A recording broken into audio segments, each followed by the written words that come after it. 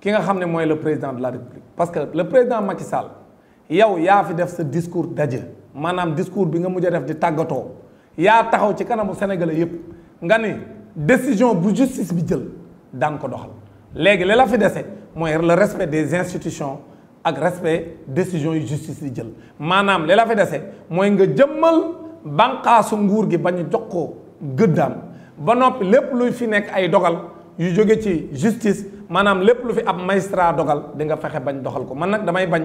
ñu ne yow kon ba ngay wax sa bopp a taxoon ngay wax li nga bëggoon a wax mooy lu ñu dogal lu la arrangé da nga fexe bañ doxal ko lépp lu ñu jël dogal ko te arrangé wu la da nga fexe ba kenn du ko doxal bu dee loolu la mooy nekkatuñ ci état réew nag bu ñu demee ba nekkatuñ ci état musiba dina am kon nag li nga xam ne moom moo am lu garaaw a garaaw la parce que li nga xam ne moom moo fi am ci mbirum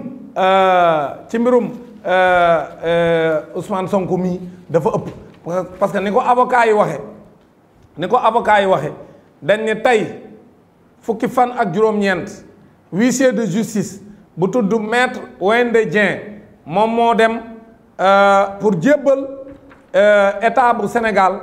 ordonnance bii ma fi joxe sànq muy décision bii ma fi wax sànq nga xam ne ab ordonnance la boo xam ni juge ba nekk ca Ziguinchor moo ko jël nga xam ne ordonnance bi numéro bi 01/2023 la ñu jël ko ñu jël dogal bi fukki fan ak ñaar ci weeru octobre nga xam ne moom président bu tribunal d'instance bu Ziguinchor moom moo jël dogal boobu léegi nag mu ne moom bi mu ko jëlee moom huissier bi mu jébbal ko ñi nga xam ne ñoom ñoo yore mbirum saytu élection pour ñu doxal li nga xam moom la juge bi décidé pour ñu dugalaat Ousmane Sonko ñu annuler d'abord li ñu génne Ousmane Sonko ci fichier électoral bi ba noppi ñu dugalaat ko ci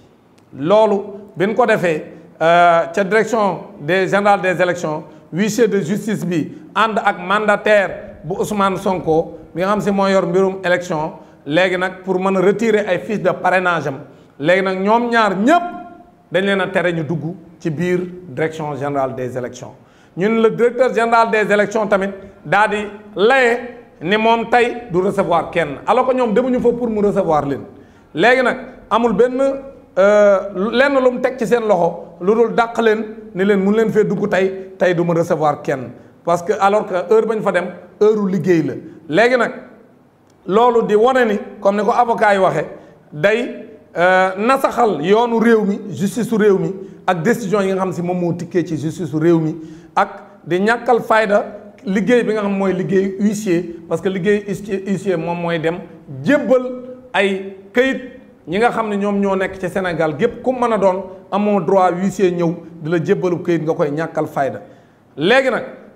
article bi nga xam ne moom moo ci wax muy article 47 muy ñeent fukk ak juróom-ñaar ci xëtum ñeenteel mi loolu la avocat yi wax ci code électoral bi maanaam code bi nga xam ne si moom mooy doxal lépp lu jëm ci mbirum élection fii ci Sénégal moo ni décision yi nga xam ne mooy dogal yi nga xam ne yoonu réew mi da koo jël mu ni autorité bi nga xam ni moom la concerné nga xam ne moom moo ko war a doxal da koo war a doxal te dañ koy def ci nu mu gën a gaawee ak ni nga xam ne noonu la dogal bi amee noonu la ko juge bi décidé nee na nag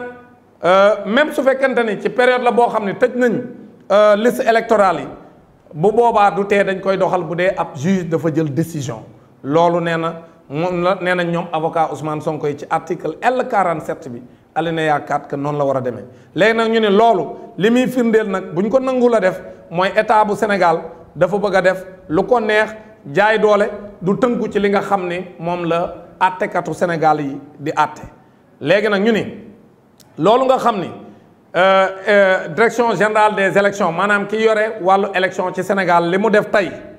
bañ ñu jébbal ko li nga xam ne moom mooy dogal bi tribunal bu Ziguinchor dogal ñoom avocat yi ñu ni loolu day wane ñàkkal fayda bu état Sénégal di ñàkkal fayda këru attekaay yi ba noppi di wane ni lii kat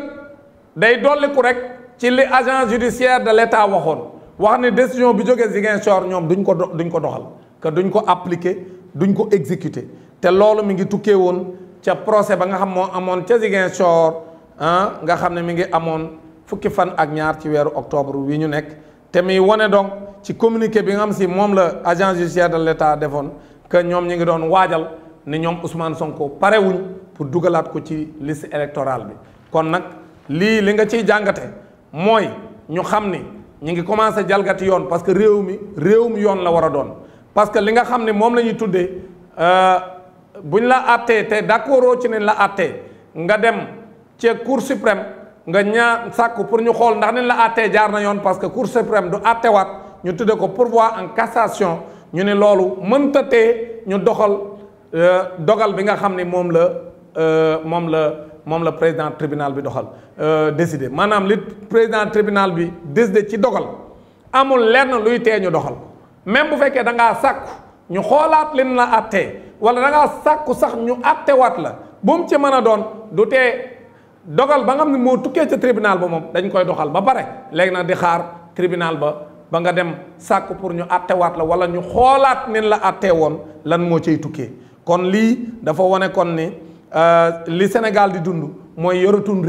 réewum woyaa la ñu nekk loo xam ne foo xam ne lu neex waay def kenn du tënku ci yoon kenn du tënku ci dogal yi nga mooy jóge ci këru atte ak attekaay yi kon loolu mooy Sénégal mi ngi nekk ci situation guuta boo xam ni musiba naaru laay moo commencé am Sénégal léegi nag